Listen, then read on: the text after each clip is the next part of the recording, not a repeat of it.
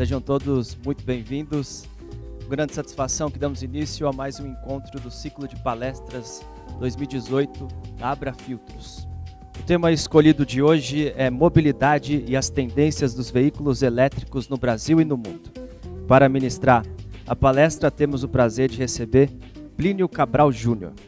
Plínio Cabral Júnior iniciou suas atividades profissionais como engenheiro de serviços da Delco Electronics. Em 94, foi transferido para a engenharia de produtos da General Motors do Brasil, no departamento de engenharia elétrica. 2 anos após, foi para a Alemanha, como engenheiro residente, para representar a GM no programa Corsa, retornando em 99, quando então foi promovido a gerente do grupo de engenheiros do departamento de elétrica.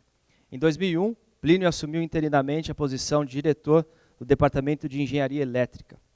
Em 2004, ele serviu por 1 ano como gerente de desenvolvimento de arquitetura elétrica na GM América do Norte, participando do grupo que desenvolveu a primeira arquitetura elétrica global dentro da General Motors. Em 2007, foi nomeado diretor global de baterias e sistemas de cargas dentro do departamento de elétrica. Em 2013, Plínio foi transferido para o departamento de operações da GM América do Sul, por onde ficou até janeiro de 2018.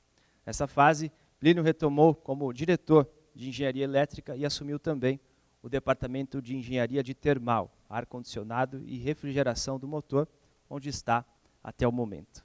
Nossos agradecimentos à nossa associada General Motors pela parceria e também a você, Plínio. Seja muito bem-vindo. Tenham todos uma ótima palestra. Pessoal, bom dia. Vou tentar fazer dessa palestra algo bastante comunicativo, então fiquem à vontade para fazer perguntas a qualquer momento, ok? O Adriano, até agradeço, ele já falou mais do que ele via de mim. Eu não sou tudo isso não, mas enfim, é um prazer estar aqui com vocês. Agradeço o convite, né, da Abra Filtros aqui para falar um pouco sobre essa área nova aí que todo mundo está curioso e precisa conhecer um pouco mais. Como a gente faz lá na GM, segurança em primeiro lugar. Então, antes de começar a palestra propriamente dito, eu gostaria de passar esse pequeno vídeo que fala um pouco sobre segurança. So last year, 249 people died on our roads. What do you think would be a more acceptable number? Acceptable? 70 maybe? Probably 70. Can you send 70?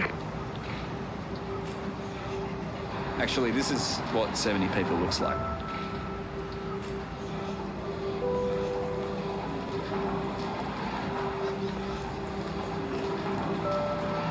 It's my family. So now, what do you think would be a more acceptable number? 0.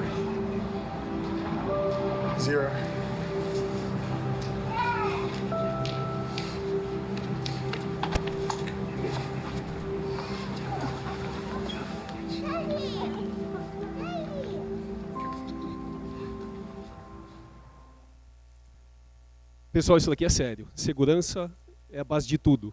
Lá na GM, isso daqui é meta para nós. Segurança em primeiro lugar em tudo. No produto, nas instalações, para todos os funcionários, dentro e fora de casa, dentro e fora da GM. E eu trouxe isso mais para lembrar, né? Acho que é mais para a gente refletir e lembrar que em casa tem alguém esperando a gente.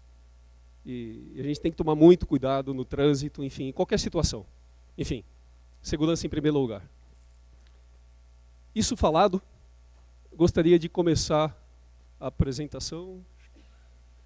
Só que sem antes falar dessa frase, acho que não vale a pena passar para o próximo slide. Mary Barra é a nossa CEO, e o que ela falou há um tempo atrás, né? Ela falou o seguinte, que a indústria vai mudar mais nos próximos 5 anos do que mudou nos últimos 50. Nós estamos vivendo isso, nós estamos vendo isso acontecer. Há 1 ano atrás, quem que era a maior indústria, a maior companhia, né, do mundo? Alguém se lembra? Alguém quer arriscar? Não. Não automotiva, falando geral, né, de forma geral. Quase. Facebook. Facebook era a número 1. Ela, a companhia mais valiosa do mundo. O que aconteceu com o Facebook? Caiu. Hoje foi passado, né? Apple está na frente, enfim, outras concorrentes do ramo passaram ao Facebook. Isso aconteceu no período de um ano. A gente vê a coisa mudar muito rapidamente. Nós estamos vivendo isso hoje, gente. Isso faz parte da nossa realidade. E não só nesse ramo, né? Em todos os ramos a gente vê isso acontecer. Se a gente for entrar, então, na área que nos compete, veículos elétricos. Veículos elétricos, você vai falar, é novidade. Não é novidade. Os primeiros veículos elétricos apareceram há quase 200 anos atrás, falando 2 séculos atrás. Acho que aqui tem um pointer. Dá uma olhada aqui, ó. Em 1828, a gente já falava em carro elétrico. E essa data varia um pouco, se vocês forem pesquisar por aí. 1828, 1818, tem sempre algum maluco lá oferecendo algum produto elétrico, né, veicular, já de mercado. Mas olha que curioso, né? Só foi em 1910 que teve um pico de vendas em carros elétricos. Nós estamos falando, né, de quanto tempo atrás? De 100 anos atrás? 90 anos atrás? Teve esse pico, aí ele decaiu novamente e agora está voltando a crescer. Se a gente pega uma situação um pouco mais nova, dá uma olhada na situação, né, de venda de veículos elétricos nos últimos anos. Então, de 2010 para cá, olha como cresceu a curva. Aí a gente pega aqui, ó, o nosso amigo verdinho, né, a China, como um dos maiores participantes. Isso já era até de se esperar, né? A população que tem na China, né, a grandiosidade toda da China nos traz isso. Seguido pelos Estados Unidos, logo aqui em segundo lugar, e aí diversos outros países aqui na sequência. Então a gente vê uma taxa de crescimento enorme. Essas duas curvas aqui, elas mostram como que foi o crescimento de veículos puramente elétricos, né, o BEV, Battery Electrical Vehicle, BEV, e depois essa outra aqui de cima, veículos a bateria, mas também plug-in. Plug-in é aquele que você chega e pode ligar na tomada, né? Você liga na tomada e ele se carrega sozinho. Enfim, é uma outra forma de você ter um veículo que é elétrico, né? É um outro tipo de veículo elétrico. Esses dados são dados do International Energy Agency, né? Do relatório de 2017. Então, são dados bastante recentes. E ele cobre vários países, né, que estão distribuídos aí pelo mundo. Mas a gente vê claramente que veículos elétricos está vindo e está vindo para ficar, não tenho dúvida disso. E por que eles estão vindo? Por uma simples razão. Quando a gente olha para leis de emissão, e leis de emissão é algo bastante rigoroso, né, que cada dia mais os países estão entendendo o compromisso que eles precisam ter para controlar as emissões e aí não ter poluição. As emissões estão ficando tão rígidas que motor a combustão, ou o gasto que eu teria que ter no motor a combustão, ele é muito maior do que eu simplesmente mover para um motor elétrico e oferecer emissão zero. E essa é a simples razão. Então nós vamos ter veículos elétricos? Vamos. Nós aqui, vocês dessa sala, vão ver veículos elétricos rodando em breve. Hoje já temos, né? Hoje já temos vários por aí, isso aí cada vez mais vai crescer. E não só veículos automotores, mas outros tipos de veículos, bicicletas, né, patinetes, enfim, uma enormidade de veículos elétricos. Olha que curioso esse gráfico. Esse gráfico ele nos mostra a densidade de energia, como evoluiu a densidade de energia e o custo da bateria. Então vamos ler ele com calma. Essa curva azul aqui, ela mostra o quanto que o custo da bateria, e aqui está em dólar por quilowatt-hora, né, o quanto o custo da bateria caiu nos últimos anos. Então lá em 2009 ele custava mais de 900 e poucos dólares por quilowatt-hora.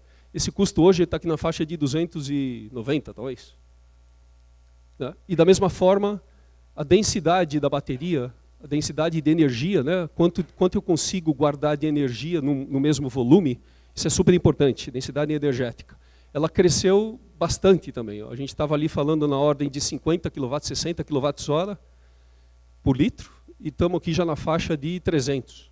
Isso é super importante, porque você imagina o tamanho da bateria que eu precisaria para poder rodar, sei lá, 100 km. Hoje, nós vamos ver mais para frente, hoje já temos carros com baterias, né, com autonomias grandes o suficiente para a gente poder ficar, que a gente fala, né, o peace of mind.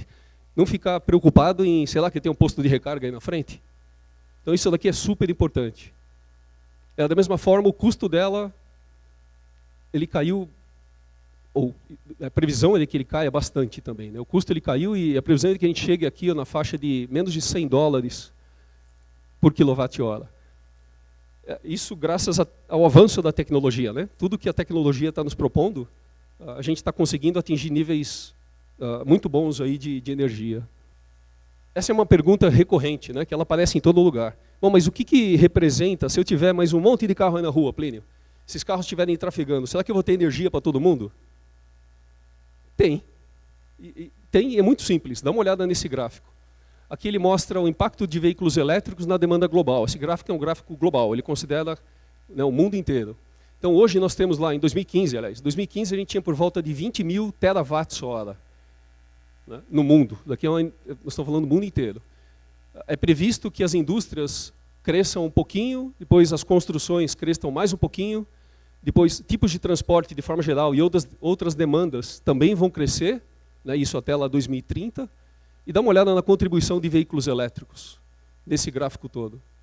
Então, veículos elétricos no mundo vai consumir muito pouco, comparado com os outros gastos de energia que eu já tenho, né, que a gente já tem. Essa contribuição eu posso ler de uma outra forma. Dá uma olhada nesse chart. Esse chart é da CPFL. Eu tive uma palestra com eles há alguns meses atrás e eu achei ele muito interessante, porque o que ele mostra, né? Ele prevê aqui que no Brasil vai ter uma frota de um pouco mais de 14.000 veículos elétricos rodando lá em 2020. Para abastecer esses 14.000 veículos elétricos, eu precisaria de 2 turbinas eólicas. Sabe aquelas que a gente vai lá para o Nordeste, a gente vê lá, né, normalmente próximo das regiões litorâneas, onde tem bastante vento? Precisaria de só 2 dessas daqui para abastecer todos esses 14.000. Em outras palavras, nada difícil da gente conseguir, né? Veículos elétricos, eles não são... A infraestrutura que a gente tem hoje não é limite para se colocar veículo elétrico nas ruas, né? A gente vai ter uma demanda e a gente vai conseguir suprir essa demanda, né, a energia que essa demanda precisa, sem nenhuma dificuldade. Interessante. Rodando. Não adianta eu ter veículo elétrico se eu não tenho onde recarregar, né? Hoje você tem posto de gasolina em toda esquina por aí, é fácil de encontrar um posto. Você fala, bom, legal, Plínio, agora vou fazer uma viagem para o Rio de Janeiro. Saio de São Paulo para o Rio. E o meu carro não tem autonomia para chegar lá, né? 550 quilômetros, ele não tem autonomia. Então eu vou precisar parar no meio do caminho para reabastecer, para recarregar o veículo. Como é que eu faço? Hoje, acho que vocês devem estar sabendo, né? Foi colocado na Via Dutra 6 autopostos de recarga entre São Paulo e Rio de Janeiro. A primeira rodovia que tem, acho que da América Latina até, com esses autopostos já disponibilizados. E, by the way, por enquanto a energia é de graça, gente. Então, convido vocês, né, comprem o carro elétrico e vá lá testar, porque a energia é de graça. Vocês não pagam absolutamente nada para recarregar esses veículos. Então, são 6 autopostos que foram colocados, né, entre São Paulo e Rio, justamente para poder estimular. E hoje a gente encontra vários, né? Não é incomum a gente achar. Pão de Açúcar, por exemplo, é uma rede que já oferece. Postos Ipiranga, em alguns lugares, oferecem. Alguns shopping centers oferecem pontos de recarga. Então você entra, você vê lá até o símbolo, né, do recarregador, a tomadinha lá pronta para você chegar, encostar teu veículo e plugar e recarregar. De novo, por enquanto, ninguém cobra nada. For free, né? Tudo de graça. Não entendi? Nós vamos falar do tempo. Segura aí que nós vamos falar do tempo. Nós vamos falar dele. Esse é um dos limitadores. Por isso da densidade energética lá que a gente estava falando. Nós vamos falar um pouco mais. Mas, enfim, dá uma olhada nesse chart, né? O que ele mostra? A evolução dos pontos de recarga. Aqui, de novo, é no mundo inteiro, né? Em azul, a gente tem os pontos que eles chamam de privados, né? Os pontos particulares. Aqueles de recarga dentro da minha casa. E dá uma olhada como isso cresceu nos últimos anos. Esse azul mais escuro aqui. Depois tem outros 2 verdes, o verde escuro e o verde claro, que são pontos de recarga públicos. Eles também estão crescendo, mas de uma forma um pouco mais tímida, né? Um pouco menos forte do que os demais. De qualquer forma, está havendo um crescimento e é natural que a gente precisa disso, né? Quanto mais carro elétrico, mais ponto de recarga eu vou precisar. Dá uma olhada nessa situação, gente, como a gente ainda é tímido, né? O Brasil hoje tem quantos pontos de recarga? Olha os Estados Unidos. Esses dados aqui eu peguei desse aplicativo chamado PlugShare. Quem tiver depois curiosidade pode entrar lá e pegar, né? O PlugShare é um aplicativo que está disponível lá nas lojas da Apple e da Android. ele mostra todos os pontos de recarga que estão, é lógico, registrados nele, né?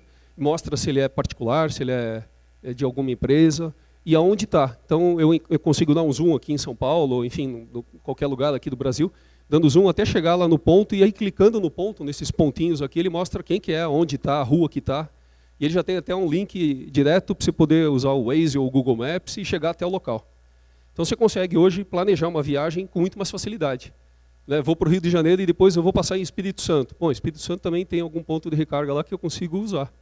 Ah, depois eu vou para Manaus. Opa, melhor você planejar direito essa sua viagem, porque não vai ter um ponto de recarga. Ah, esqueci de falar. Vocês estão vendo que tem cores diferentes, né? Tem o verdinho, tem o amarelo. Ele mostra o que é público e mostra também, mostra o que é particular e mostra o que é que tipo de recarga que está disponível. Nós vamos ver mais para frente, tem 3 tipos de recarga disponíveis no mercado. Tem 110 volts, tem 220 volts e tem a de 400 a 600 volts. O negócio é punk, né? O negócio é bem mais forte, bem mais, enfim. E nós vamos falar um pouco sobre isso também. Mas vocês veem aqui, né? O quanto o Brasil ainda precisa evoluir para chegar em algo mais próximo disso. Nós precisamos, e aqui gente, não é um trabalho único de uma pessoa ou de um grupo só. Aqui envolve o governo, com a infraestrutura, né, auxiliando, dando benefícios, envolve as indústrias querendo fazer e oferecendo para poder chegar em algo desse tipo. Senão a gente não vai conseguir chegar lá, pelo menos não na velocidade que a gente esperaria. Né? Então, aqui é um outro desafio. Né? Achei um ponto de recarga. Aí eu vou lá, todo feliz da vida, pego o meu carro, pego o conector e vou plugar e não entra. Infelizmente, ainda a gente não tem um padrão único de conector global. Né? Existem 3 tipos de conectores, globalmente falando. Tem o tipo 1, o tipo 2 e esse tipo terceiro aqui, que é basicamente usado na China e na região asiática. O Japão está no tipo 1 também. Né? Então, o tipo 1, ele é dividido em mais vários modelos. Então, por que fazer um negócio simples? Né? Vamos complicar. Né? Enfim, tem um modelo mais básico, é o tipicamente usado, encontrado nas residências. Depois tem um modelo, um modelo intermediário aqui, e tem um modelo DC, que é esses 3 primeiros são corrente alternada, esse último é corrente contínua. Esse último que oferece um tempo de recarga mais rápido. Nós já vamos ver isso com mais detalhes. Enfim, o Brasil então acabou optando, né, ou eu diria que a grande maioria dos pontos de recarga que hoje a gente encontra aqui usam o tipo 2. E o tipo 2 ele é usado no Brasil e na comunidade europeia. Então, basicamente, Europa, né, e Brasil, e aí não é só Brasil, mas se estende aqui para o Chile, Argentina, enfim, também usam esse mesmo padrão. Legal, Plínio, eu trouxe um carro dos Estados Unidos para funcionar aqui no Brasil, né? E nós vamos falar mais do Bolt aqui. O que acontece? Surpresa, né? Não consigo ligar em qualquer lugar. Então, essa é uma outra área que a gente vai precisar evoluir. Nós vamos precisar, de alguma forma, achar uma comunização, né, e de preferência um único padrão de conector que a gente consiga usar para facilitar a vida de todo mundo. Né? Então, me perguntaram isso. Vamos fazer um adaptador para isso?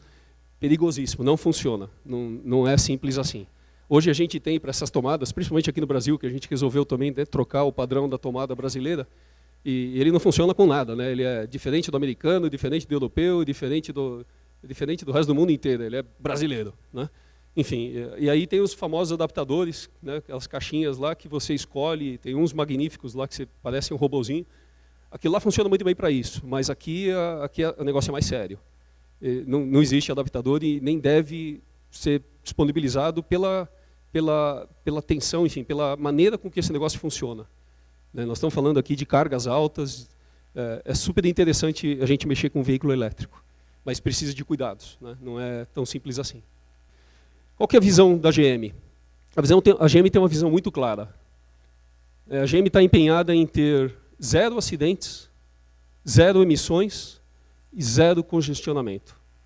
É para isso que a gente trabalha lá. 0 acidentes. Como é que nós vamos chegar em 0 acidentes? Não deixar o quê? É uma maneira. Se você ter veículos que controlam, né, que enxergam onde ele está e se tem algum problema ou alguma restrição, ele para e toma alguma ação diferente do ser humano. Né? Então, e a gente já vê isso na rua. Né? Zero emissões. Bom, veículo elétrico traz isso fácil. Né?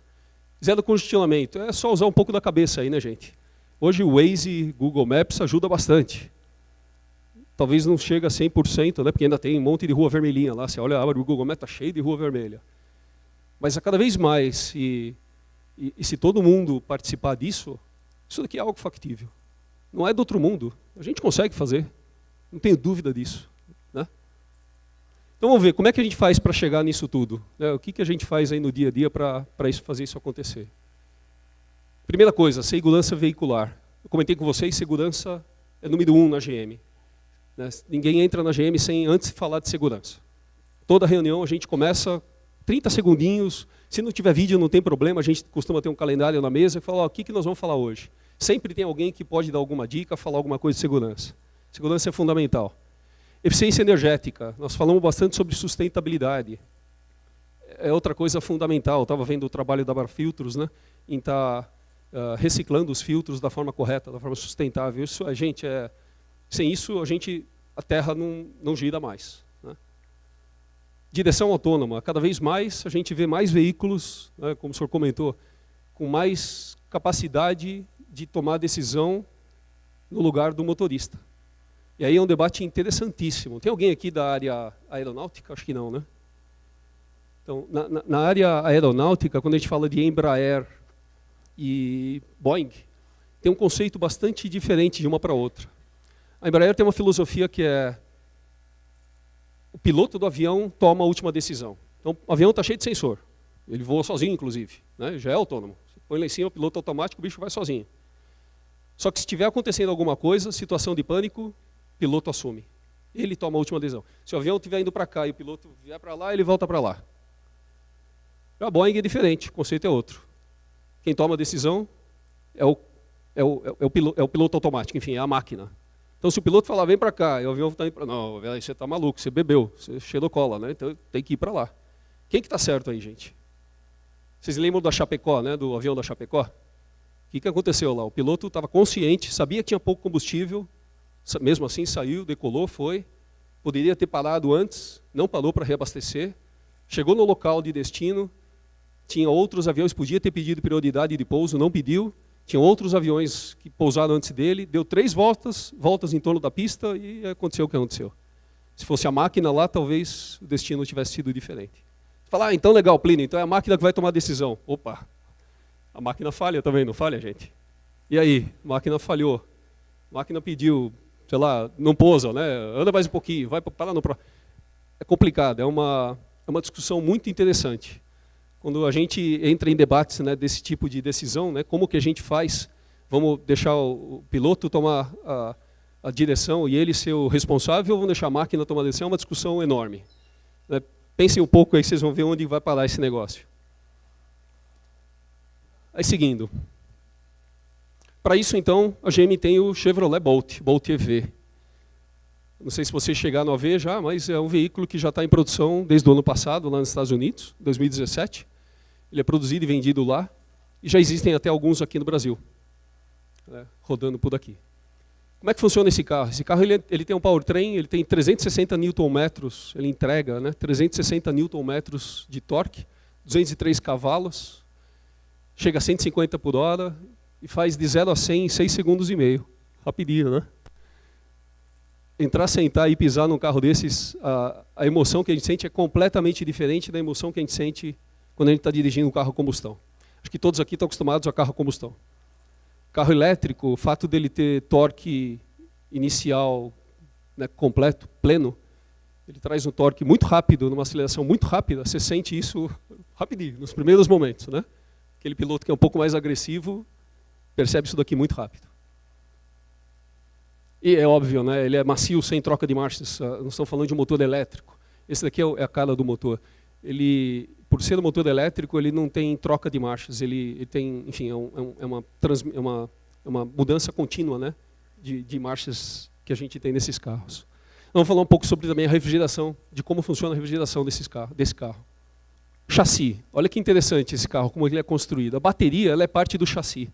A bateria, não sei se dá para ver daí, ó, é toda essa parte aqui, ó, ela fica embaixo embaixo do carro, né? A parte, o que a gente chama de underbody.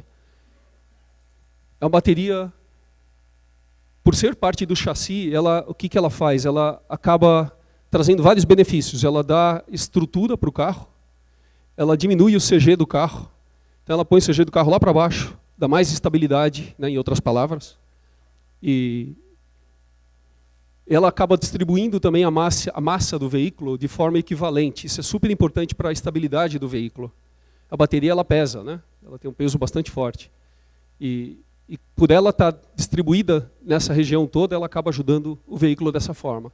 Ele tem freio a disco nas 4 rodas e tem frenagem regenerativa, né? Acho que todo mundo já deve ter ouvido falar disso também. Quando você está freando, essa energia que você usa para frear, ele recarrega de novo a bateria do veículo. Então, ele usa isso para aumentar a autonomia. Tem dados interessantes, nós vamos falar um pouco mais disso depois. Esse veículo ele tem autonomia de 380 km, com uma recarga completa. Se você dirigir ele na cidade, pelo fato de você pisar no acelerador e no freio a toda hora, ele se recarrega muito mais do que na estrada, que você está só pisando no acelerador.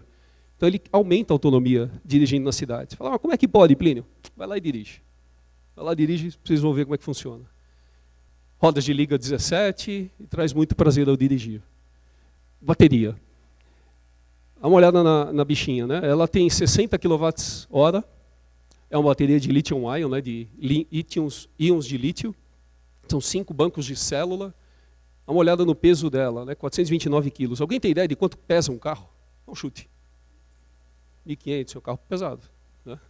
1.200, tem carros até com 900 quilos. 900 é um carro super leve. Só a bateria aqui pesa 400. Então você imagina qual o compromisso que a bateria tem frente ao veículo como um todo. O motor também. Se for só o motor.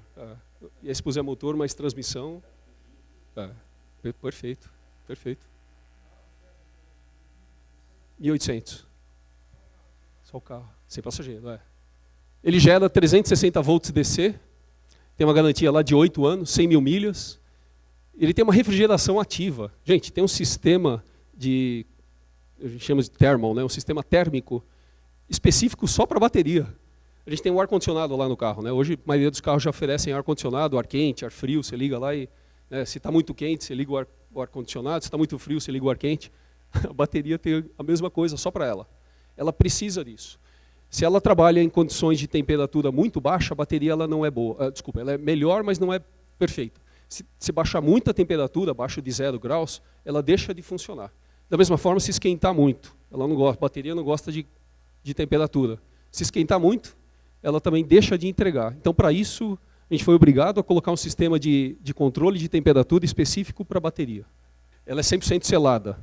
E ela garante, inclusive em crash, né, em caso de acidente, ela tem uma estrutura tal que ela não pode ter vazamentos. Ela garante que não tem vazamentos de líquido e nem mesmo dentro do lithium-ion, é algo extremamente sério. Então, ela garante essa vedação, mesmo em caso de acidente, em caso de crash. Mesmo que ficar submersa, sim. Aliás, é até interessante, né, fazendo parênteses rápido aqui. Fui lá para os Estados Unidos, eu fiz um curso desse carro, a gente ficou lá um mês só mexendo nesse carro. E para a gente poder... Hoje é comum a gente ver as pessoas na rua, vamos lá, vamos trocar o filtro do carro, né? Abre o capô aí, vamos ver o que tem dentro e enfia a mão aí e já começa a mexer. Opa, esse carro aqui não é assim, não funciona assim. Primeiro, as pessoas que vão trabalhar no carro precisam estar treinadas para poder mexer no carro. Ele tem toda a parte elétrica dele, a parte de alta tensão, ele tem cores diferentes. É um amarelo, é um tipo de um laranja, parecido com essa parede aqui, bem forte, que chama atenção até no escuro. Você apagar a luz, assim, você enxerga o negócio lá, né? E é justamente para isso. O que está identificado com alta tensão, você tem que ter um cuidado especial. E aí tem um procedimento todo que você tem que usar para mexer no veículo. Então, primeira coisa, desliga a alta tensão. Tem, né, recursos que te fazem fazer isso. Tem equipamento de proteção. Por exemplo, tem um cabo, lá foi até curioso. Tinha um cabo lá de tipo 1,5 m assim, de altura, com um gancho, tipo um gancho assim, tipo uma isca, no final dele. E aí a gente chegou lá, a primeira coisa que a gente falou, o que é esse negócio? Para que a gente usa isso? É para bater no carro, né? Ela, não. Isso aí é se alguém ficar preso, sei lá, está tomando choque lá na hora, você usa aquilo para puxar a pessoa, tirar a pessoa. Então tem, enfim, equipamentos de proteção que dá a impressão que é brincadeira, né? Mas lembra que eu falei para vocês, né? Segurança em primeiro lugar. que a GM fez questão de desenvolver para garantir a proteção de quem for fazer manutenção desse veículo, né? Enfim, ele traz então uma autonomia lá de 380 km, o que hoje, se vocês forem ver no mercado, é uma autonomia extremamente alta. É bastante grande. Qual é a garantia da bateria de 8 anos? Isso. E ela está presa no chassi.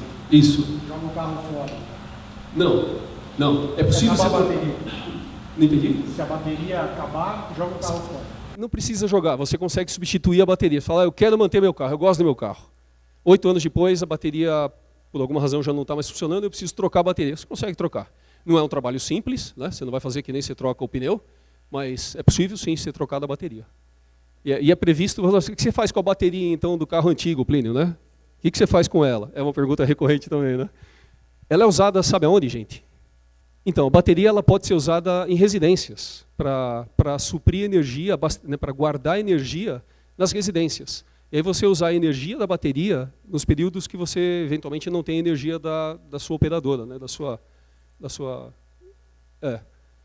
E funciona.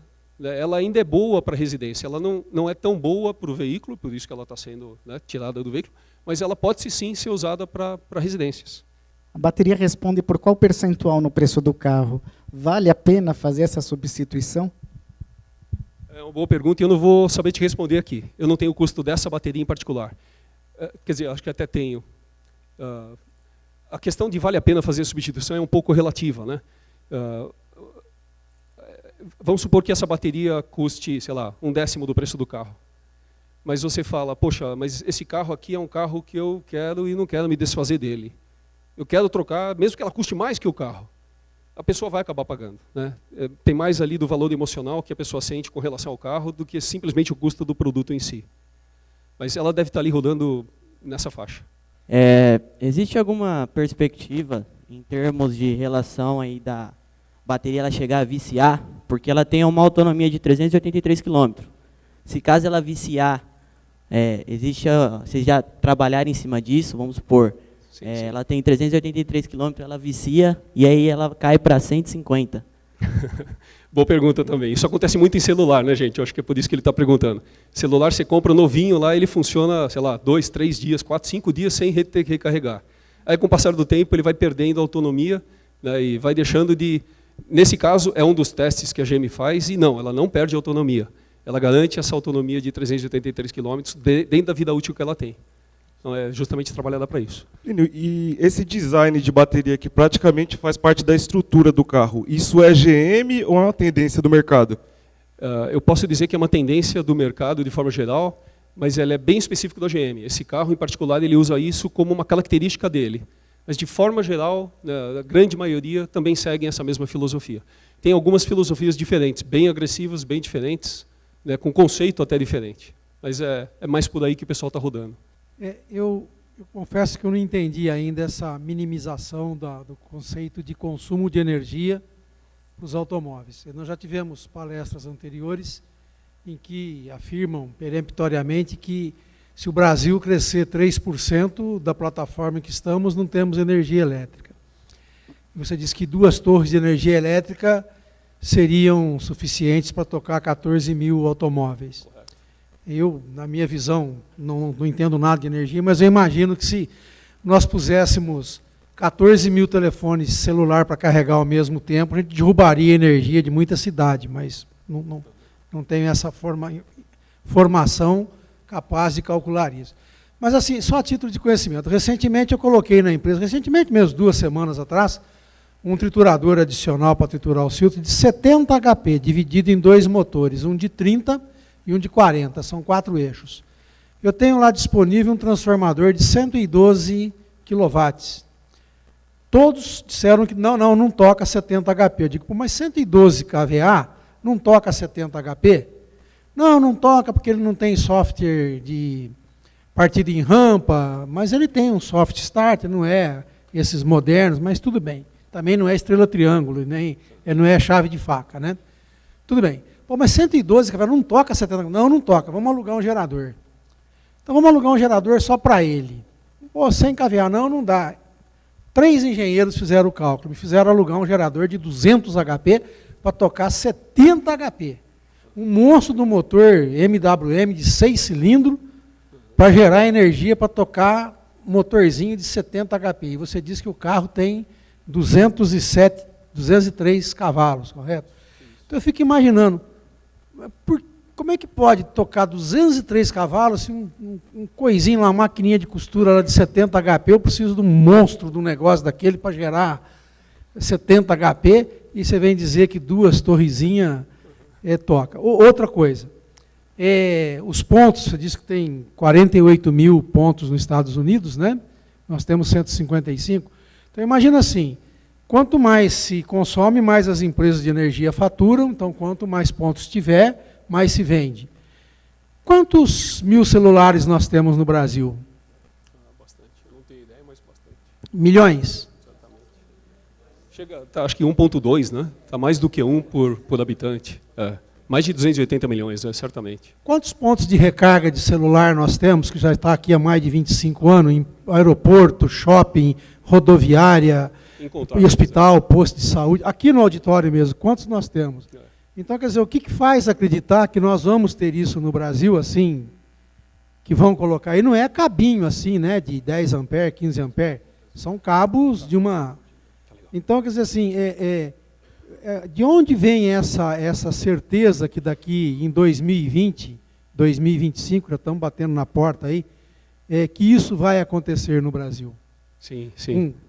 Com tão pouco consumo de energia elétrica, que eu digo, 207 HP, carregar isso daí, sim. E esses pontos de recarga que nem para celular tem, a gente vai ter para automóvel, que olha, não é um pontinho qualquer, como você mesmo disse, né? Sim, deixando de lado a questão das conexões e padronização, que nem as nossas tomadas jabudicaba ou jabulani nós não temos ainda. E de fato pode assustar, mas aqueles dados que eu peguei da CPFL, né, não foram criados por mim, e tecnicamente a gente enxerga que isso é possível sim. Dá a impressão de que o veículo gasta muito, mas ele está longe. Eu vou mostrar mais para frente, eu quero acelerar um pouco, que eu estou atrasado aqui na palestra. Mas eu vou mostrar mais para frente, comparar um carro elétrico com outras coisas que a gente tem em carro. Um chuveiro, por exemplo. O chuveiro são 4.000 watts, né, um chuveiro comum. Esse carro aqui é muito menos que isso.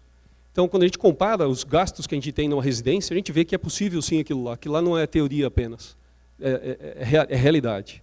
Deixa eu dar uma corrida e eu volto a falar mais disso daí, tá bom? Então vamos lá, vamos seguir aqui.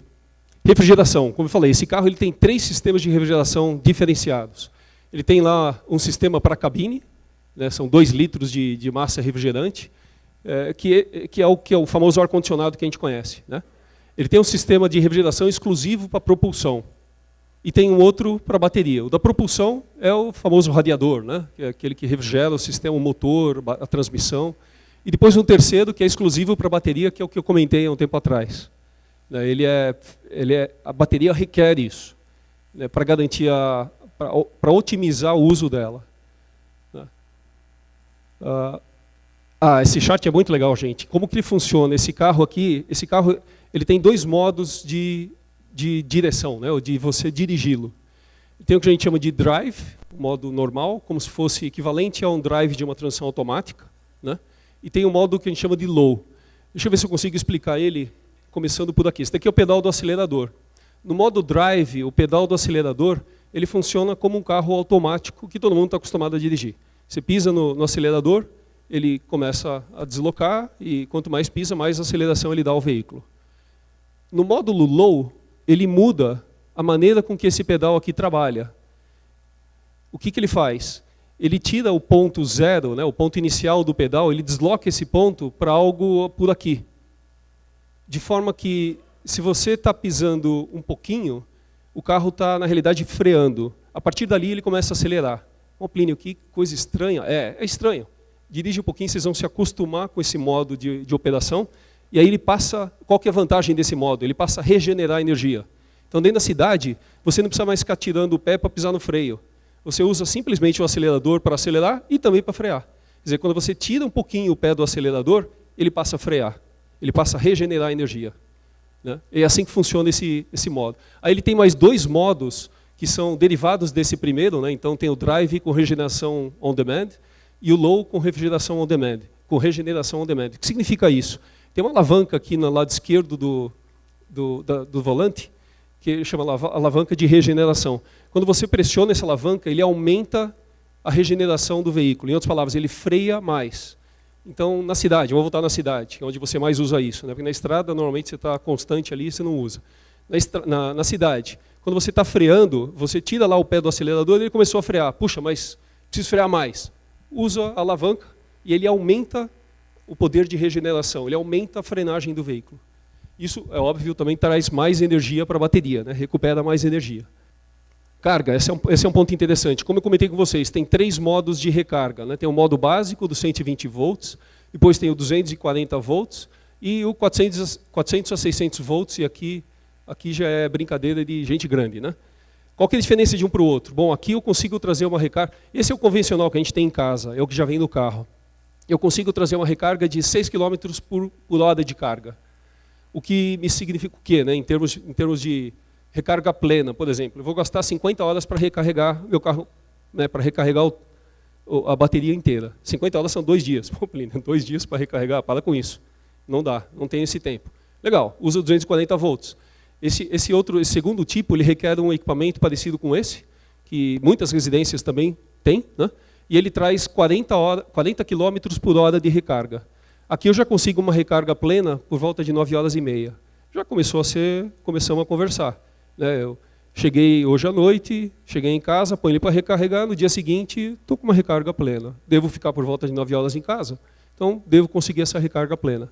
E por último aqui é aquela história, é brincadeira de gente grande, né? Aqui ele traz 144 km por hora de recarga. Aqui eu consigo fazer uma recarga plena até por volta de 3 horas, menos de 3 horas. Em 1 hora eu consigo fazer uma recarga de 80% da bateria. E lembra, né, a autonomia dele de 380 km. Então, em 1 hora eu consegui colocar, sei lá, 300 km, já é algo, né, bem mais razoável. Então, essa daqui é a rápida, né? Essa é a super rápida, aliás. Essa é o que a gente chama de rápida, que esse daqui é o básico, é o convencional. Essa, inclusive, é uma das razões, Davi, voltando para a tua pergunta, que permite que a gente coloque isso sem ter um grande impacto na demanda de energia elétrica. Aquelas 2 usinas eólicas, ela é suficiente por causa disso, porque eu consigo controlar o quanto eu estou pondo de carga no veículo. Não é simplesmente ligar lá e ele joga tudo de uma maneira descontrolada. Não, você consegue controlar por aqui. É uma das razões que a gente consegue justificar aquilo. Exterior. Exterior é um veículo convencional, se olhando por fora, né? Tem lanternas em LED, LED também ajuda muito com isso. O assoalho ele tem um fechamento aerodinâmico, ajuda muito, né, principalmente em estradas. Faróis são HD. E ele tem um recurso muito interessante que eu vou pedir para ele passar o vídeo, que eles são pneus autovedantes. Se puder disparar para mim, por favor. Ele mostra como funciona o pneu desse carro, ele é um pouco diferente dos demais. Então imagina que eu estou andando na estrada, ou na rua, né, e passei em cima de um prego. O prego entra lá no pneu, fura o pneu e você tem que fica chateado, vai ter que depois consertar esse pneu. Esse pneu ele é diferente, ele tem essa camada amarela, que é uma espécie de um gel, que o prego ele entra e ao sair, ele mesmo já recobre essa camada. Em outras palavras, você não precisa necessariamente naquele mesmo momento trocar o pneu. Você consegue rodar com o pneu dessa forma. É algo bastante inovador e está disponível já nesse veículo.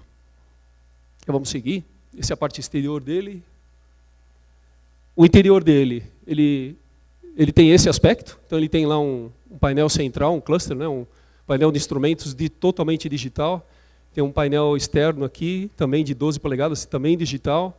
Alavanca de marchas no local convencional. Aquela outra alavanca é difícil de ver, ela fica bem aqui atrás, do lado esquerdo do volante. Enfim, é um carro bastante interessante. Visto de cima, né, um carro para 5 passageiros, ele tem assoalho plano, tem recarregador de celular sem fio, né, o wireless charger, recarregador sem fio de celular, vários porta-copos, porta-trecos espalhados pelo carro inteiro. Enfim, é um interior bastante acomodante, né? Você consegue acomodar bastante coisa, pois não?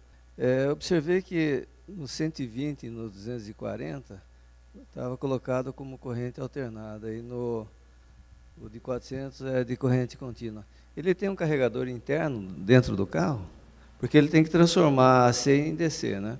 Ele tem um carregador interno? Mas então não é 120 AC, é alguma coisa DC, né? Naquele carregador AC, aquele carregador DC que a gente viu, super rápido, ele fornece, na realidade, as duas entradas. Tanto o AC quanto o DC vem no conector.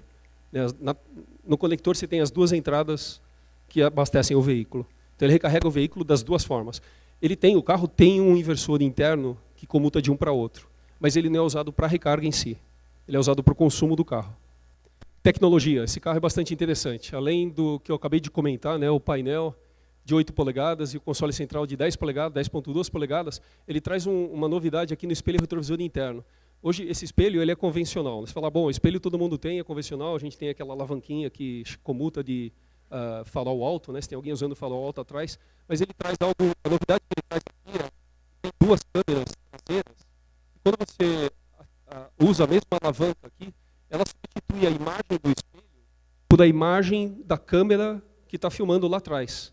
Então, vamos pegar algumas situações. Se você está, à noite principalmente, você está com uma visão dificultada, né? Você não consegue enxergar direito porque está escuro. Quando você chaveia para a câmera, você passa a enxergar muito mais do que você estava enxergando. Mesmo até durante o dia, ele te dá uma amplitude de visão muito maior. Você consegue ver praticamente 180 graus ali, né, com esse espelho.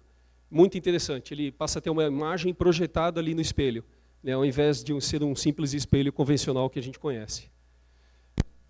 Oferece um Android Auto, Apple CarPlay, né, até aí não tem muita novidade.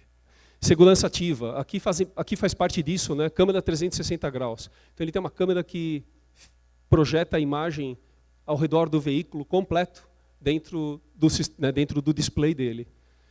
Tem aviso de mudança de faixa, assistência e permanência na faixa, né, são recursos que ele usa como segurança ativa, monitoramento de área cega, aviso de tráfego traseiro cruzado. Esse é bastante interessante. Então, às vezes a gente estaciona o carro no shopping, né, cheio de carro do lado, você estaciona o teu, aí quando você vai sair, você não viu e tem alguém passando ali, né, justamente ali atrás de você. Ele te alerta disso, antes de você sair, né, para evitar essa possível colisão. Alerta de colisão frontal e frenagem dianteira automática. São recursos que a cada vez mais nos trazem em direção, né, a direção autônoma. Bom, a GM ganhou diversos prêmios com esse carro.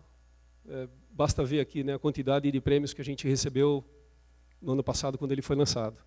Diversos prêmios. Em cima disso, voltando lá na Mary Barra, né, a nossa CEO, o que ela fala? O nosso objetivo é nos superarmos e conquistar a relação com o cliente, além do próprio veículo. Em outras palavras, a gente não quer ter simplesmente vende o veículo e acabou. Não. A gente quer conquistar o cliente. O que mais que ele precisa? O que mais que ele quer? O que ele deseja? É lá que a gente quer chegar. E de que forma que a gente vai fazer isso? Se você for ver a evolução do produto, como que ela acontece? Voltando no passado, a gente gera um produto. Aí a gente faz ele ser inteligente. A gente põe alguma inteligência nele. Na sequência, a gente conecta ele. A gente fala muito sobre IoT, né? Internet of Things, né? Internet das coisas, hoje em dia. A gente conecta ele. Aí ele passa a ser um sistema e a gente entra como um sistema desse produto. Então ele passa a ser algo mais complexo. E por fim, o que a gente chama aqui de sistema de sistemas. Aqui é algo extremamente complexo, extremamente complexo. O que tem de software de controle para garantir que tudo isso funcione é algo cinematográfico. Né? A quantidade de interações que existem entre sistemas para permitir que tudo isso aqui que a gente conhece funcione é algo inimaginável.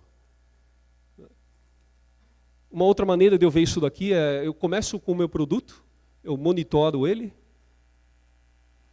aí eu controlo isso, na sequência eu melhoro, eu pego aquilo que tem e faço algo melhor, e por último, eu automatizo. Dá uma olhada nesse vídeo, o que acontece hoje em dia.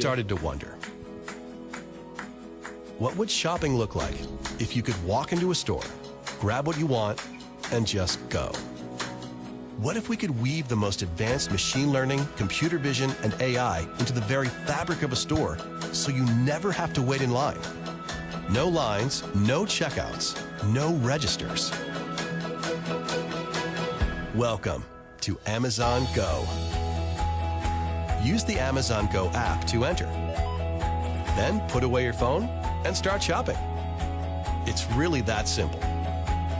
Take whatever you like. Anything you pick up is automatically added to your virtual cart.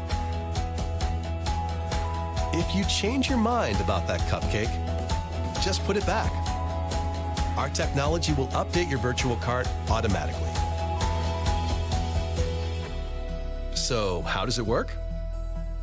We used computer vision, deep learning algorithms, and sensor fusion, much like you'd find in self-driving cars.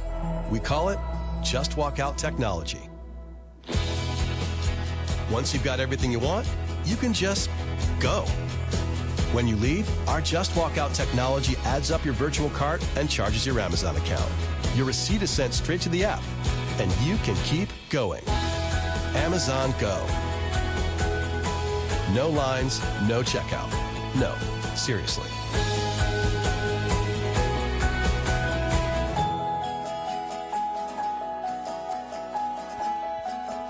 Isso daqui não é ficção, gente. Isso daqui é realidade.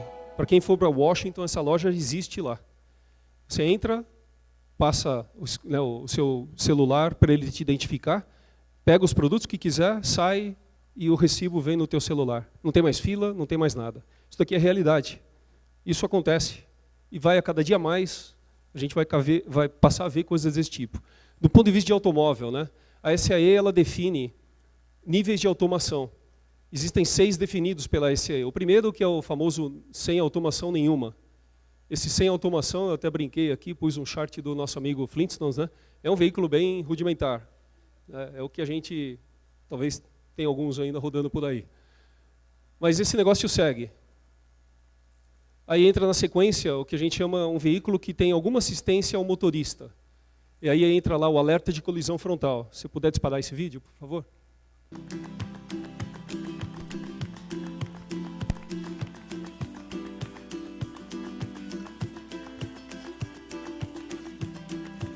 O alerta de colisão frontal avisa sobre possíveis situações de colisão frontal. Ao dirigir com velocidade superior a 40 km por hora, os sensores monitoram os veículos à sua frente. Ao detectar um veículo em sua frente, um ícone verde é exibido. Esse ícone fica amarelo quando a distância estiver muito curta entre os dois automóveis e indica que o motorista deve aumentar a atenção. Caso o sistema detecte que você está a segundos de distância de uma possível colisão dianteira, um flash vermelho no para-brisas e um aviso sonoro alertam você. Existem 3 ajustes diferenciados para a função. Você pode ajustar a sensibilidade no próprio controle de volante. Você também pode desligá-lo nesse mesmo controle ou, em alguns veículos, através do seu menu de configuração. O alerta não funciona em marcha ré.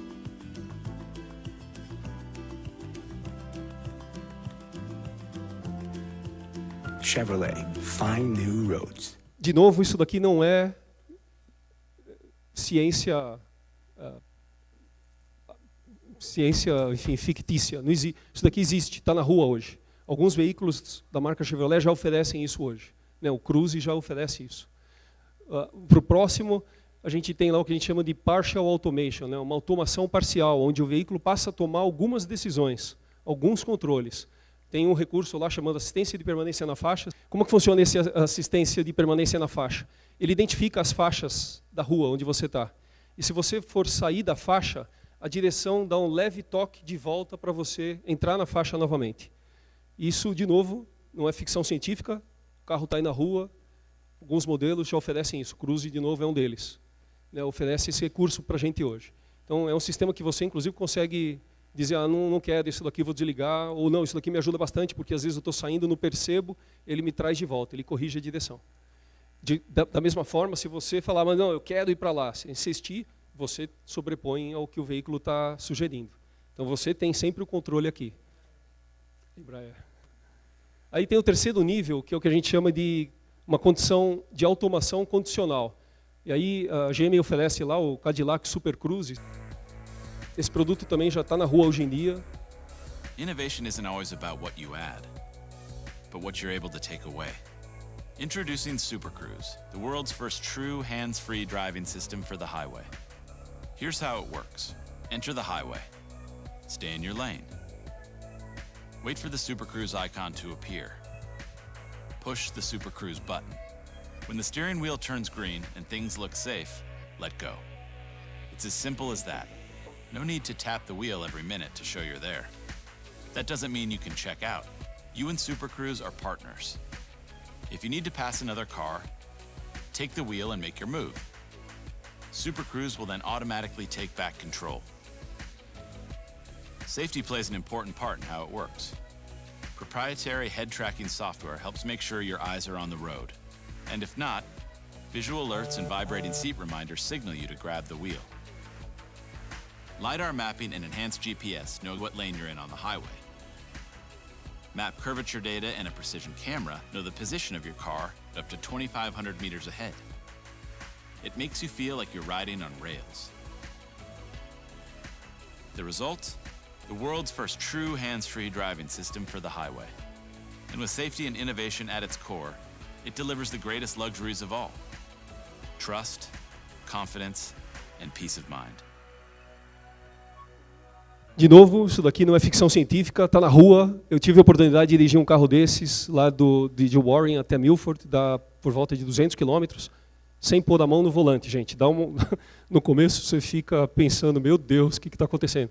Você acaba se acostumando muito rapidamente com o veículo, muito rapidamente.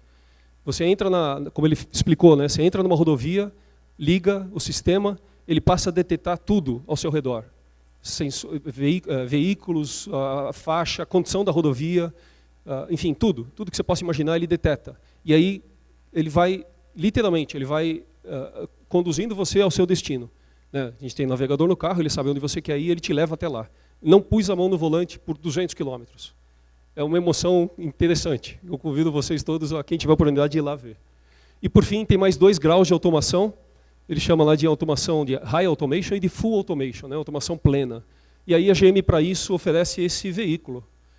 O que vocês notam de diferente nele? Pois é, gente, essa é a GM vai estar oferecendo esse veículo o ano que vem. Esse veículo vai estar sendo produzido em massa lá nos Estados Unidos.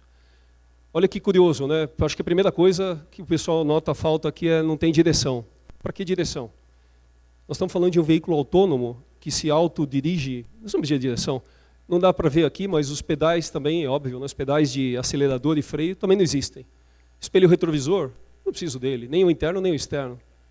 E paleta do limpador de para-brisa, para quê? Né? Você precisa de limpador de para-brisa se você não está dirigindo? Talvez aí fique, bom, mas eu não vou ter a emoção de dirigir. De fato, você não vai estar dirigindo. Né? Se quiser dirigir, você compra o Super Cruise. Mas, enfim, isso daqui é a realidade, gente. Isso daqui, ano que vem, está na rua. E eu acho que é isso. Só para terminar, eu agradeço bastante. Muito obrigado, Plínio. Estou vendo muita gente levantar a mão. Vamos abrir um momento agora para perguntas, tá, gente? Eu só peço que levante a mão que a gente leva o microfone para a gente conseguir captar no áudio. Meu nome é Ricardo, eu sou da empresa Texil Vedações Técnicas. Eu tenho 2 perguntas. A primeira, qual é a previsão de início de produção desse veículo que você apresentou aqui, o Bolt, no Brasil? E qual é se existe algum trabalho, algum desenvolvimento da GM para nacionalizar fornecedores para essa nova tecnologia, prepará-los, porque eu acredito no que a CEO colocou como frase. Daqui 5 anos teremos uma outra indústria. E penso eu que esse veículo vai demandar algo que o nosso país ainda não possui do ponto de vista industrial. Então temos que começar a trabalhar, e se a GM tem uma proposta, uma parceria para trazer fornecedores internos e viabilizar isso aqui no nosso mercado. A GM quer ser líder nessa área e a gente vai cumprir o que a gente falou. Certamente existem trabalhos aí em avançado, ainda bastante em avançado, mas a intenção é, como eu falei, a GM quer ser líder nessa área, aqui no Brasil. Eu queria saber o seguinte, esse carro vai entrar então o ano que vem, já. Como é que é? Eu tinha visto matérias anteriores falando da questão da legislação, que teriam que ocorrer algumas mudanças na legislação para possibilitar o veículo autônomo, né? Ele vai estar sendo colocado em regiões estados específicos, ou ele vai poder trafegar a nível nacional? Bom, nós estamos falando lá dos Estados Unidos, né? Eu não sei te responder ainda. Duvido que a gente consiga fazer isso para todos os lugares ao mesmo tempo. Que o pulo é bastante grande, né? O step o degrau aí é bastante grande. Então, o que eu espero que isso aconteça é que seja gradativo e vai aumentando, vai se expandindo. Então não vai acontecer tudo de uma vez, é o que eu enxergo, né, é o que a gente prevê. Em relação ao tempo de recarga, a gente viu ali que ainda assim, no melhor cenário, estava mostrando cerca de 3 horas. Comparado ao que a gente tem hoje para abastecer um carro a combustível, é minutos, ainda é um tempo muito alto. E assim, como você falou, hoje a gente tem postos em cada esquina e acontece muito de você chegar no posto e não ter uma bomba disponível, você ainda pegar uma certa fila. Assim, até onde essa questão do tempo de recarga é um problema e quais as soluções que a gente já tem para isso? Tempo de recarga sempre foi um problema, né? Ninguém quer ficar num posto esperando 3 horas para reabastecer. É como eu falei, nesse caso em específico, em 1 hora eu consigo colocar 80% da carga do veículo. Então eu consigo pôr 300 km lá, em 1 hora. Isso já ajuda bastante. Em 1 hora você para, almoça, é um tempo razoável. Não é, talvez ainda, a gente não está nos mesmos níveis de um carro a combustão, onde você para e reabastece em talvez 10 minutos, né? Mas melhorou muito, né? Comparado com tempos que a gente tinha no passado, o tempo de recarga melhorou extremamente. Minha pergunta é em relação à parte de estratégia de preço e de mercado. Aqui no Brasil, carros são ativo, né? Você é uma pessoa que financia um veículo, fica 5 anos com o veículo financiado. E depois ele vai vender esse veículo, depois desses 5 anos ou 8 anos de uso, ele vai vender. Então eu queria entender qual é a estratégia de comercialização. Boa pergunta, precisamos deixar o tempo passar. Tem muita gente ainda trabalhando nisso, né, e pensando como fazer, de que forma, como introduzir, e na hora certa isso vai ser divulgado. Então, certamente, né, vai ser divulgado na hora certa. Por enquanto, não tenho mais nada que eu possa dizer. O Plínio, o que eu quero colocar aqui é mais agora na condição de diretor do setor de fornecedores da Abrafiltro. Isso é muito importante para nós, essas palestras, principalmente quando elas vislumbram e já antecipam uma mudança de comportamento.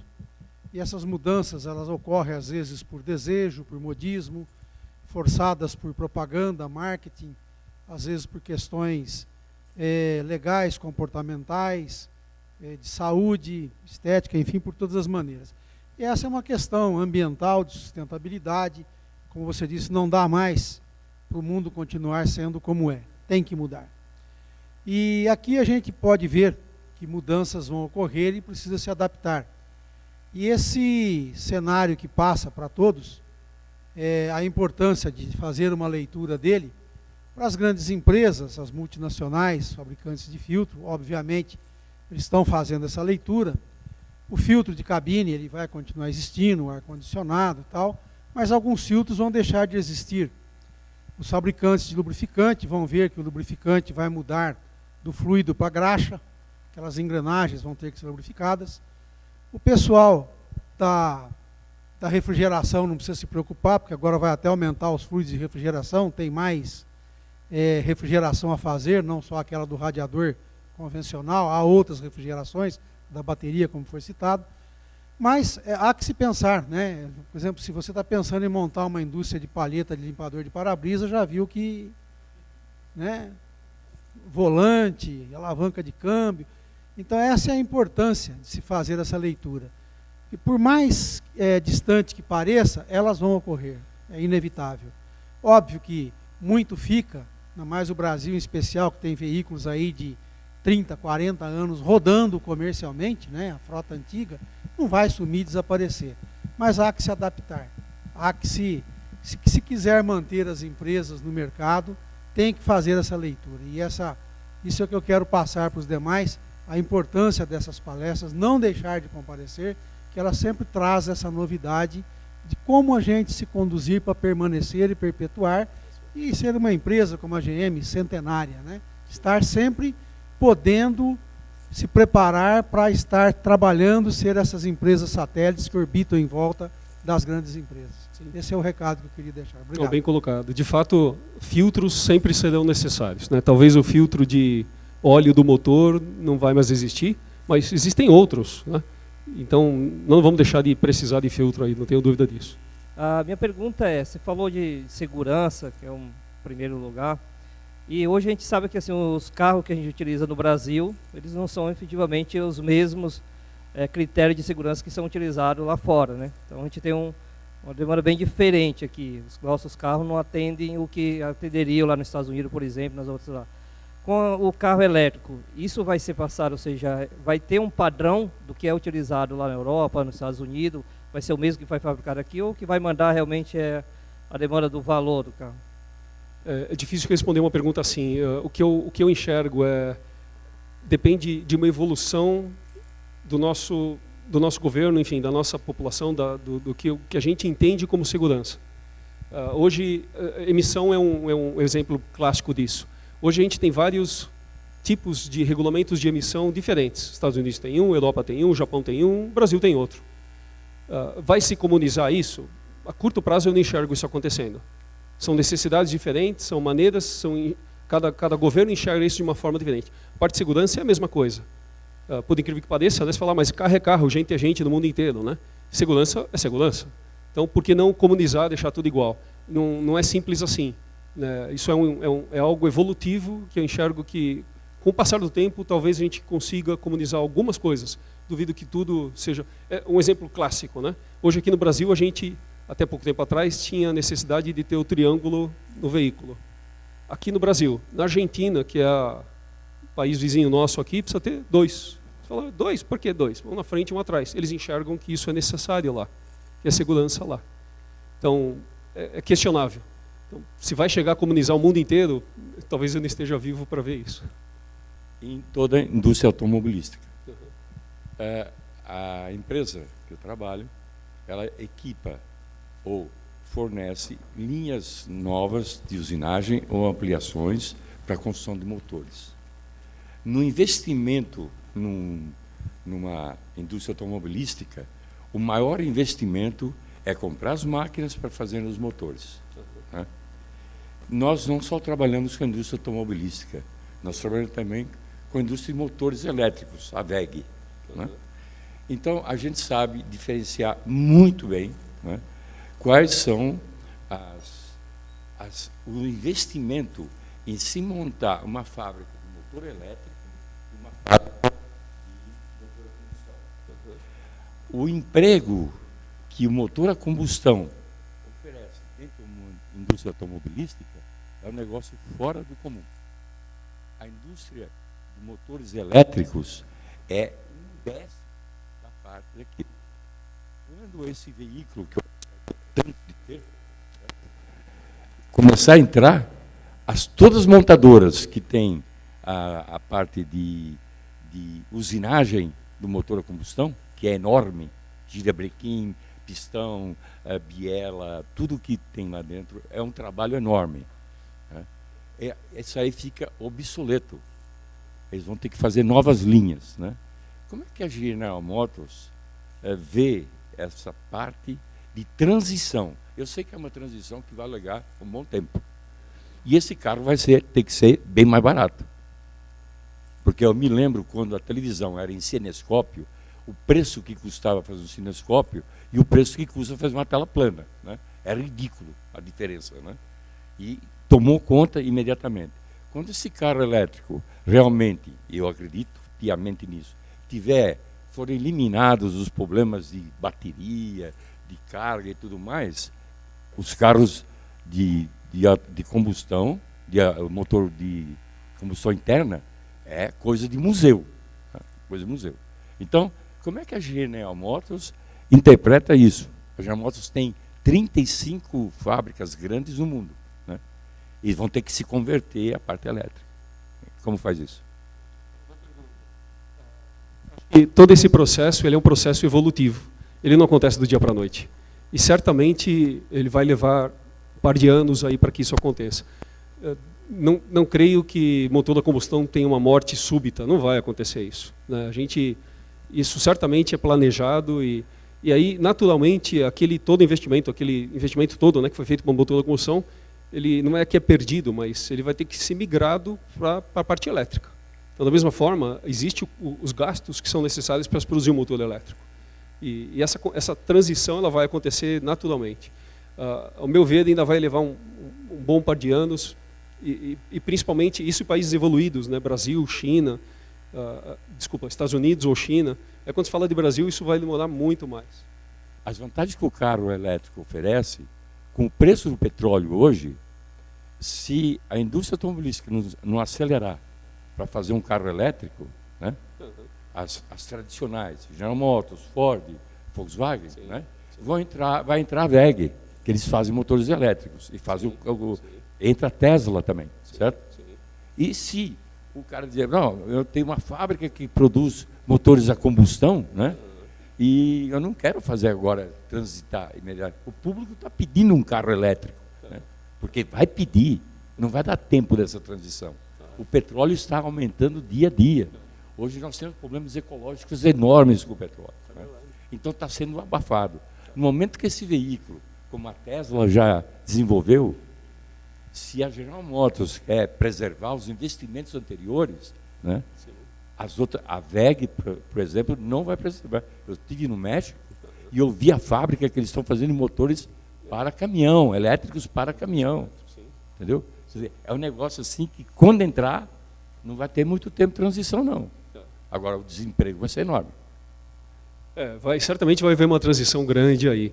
Quanto ao desemprego, não sei te dizer o que vai acontecer. Ao meu ver, talvez a gente tenha que encontrar novas soluções para tudo isso, né?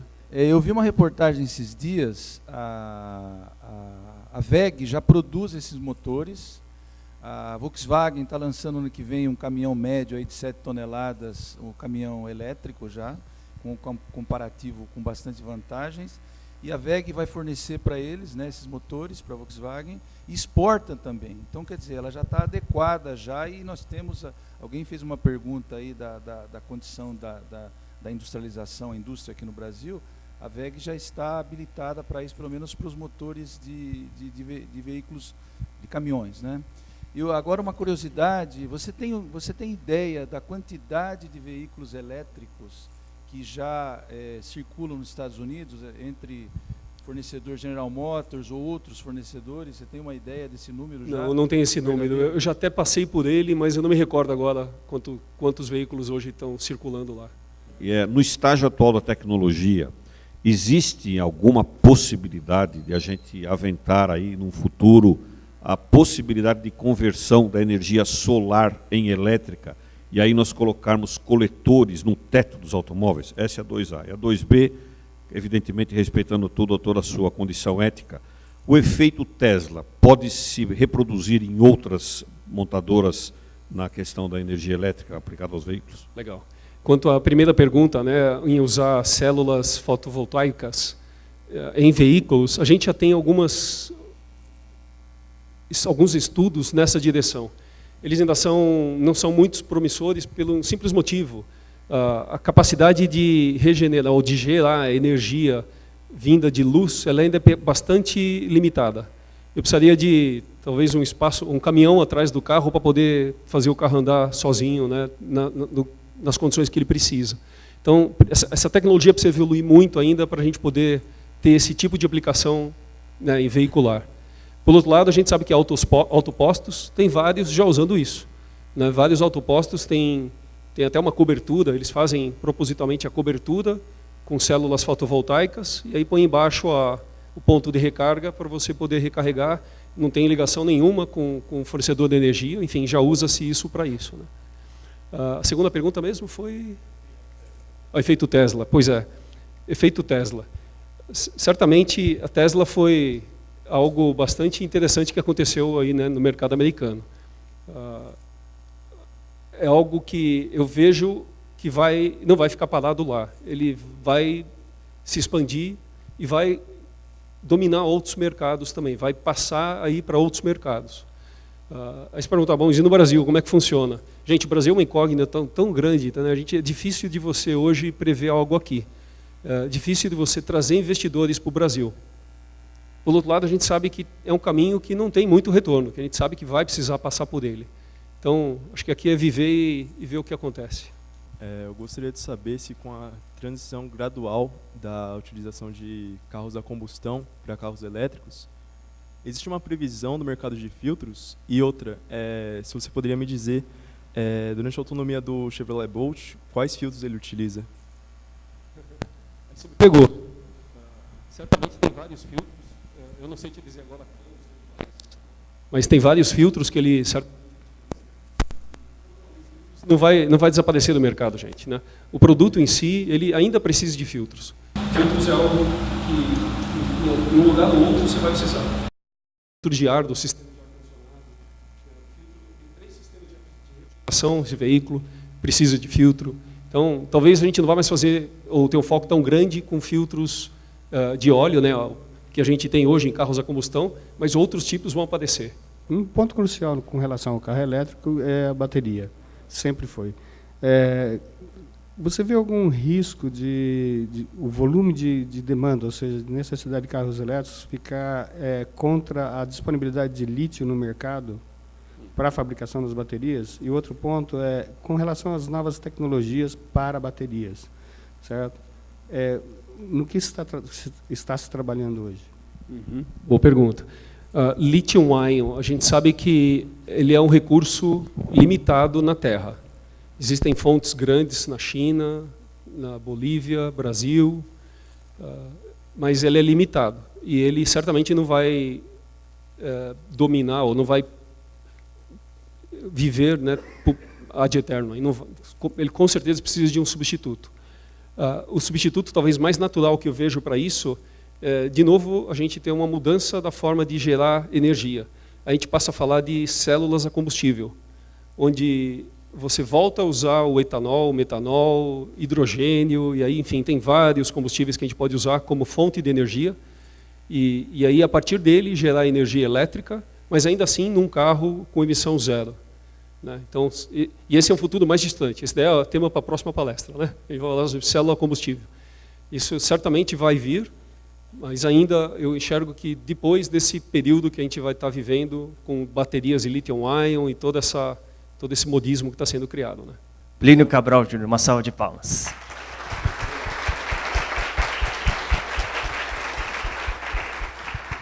Em nome da diretoria da Abrafiltros, associados, visitantes, amigos, eu quero agradecer a presença de todos. E não se assustem. O homem criou, o homem destruiu, o homem continua construindo. Plínio, muito obrigado. A porta estará sempre aberta para você. Não precisa de chave. Sempre que tiver notícias boas, venha até a gente. Eu queria então agradecer mais uma vez ao convite da Abrafiltros por estar aqui e pela presença de vocês, né? Por me suportarem por mais de 40 minutos, 50 minutos falando. Enfim, acho que é um prazer para mim estar com vocês aqui e sempre que eu puder, vou estar junto com vocês.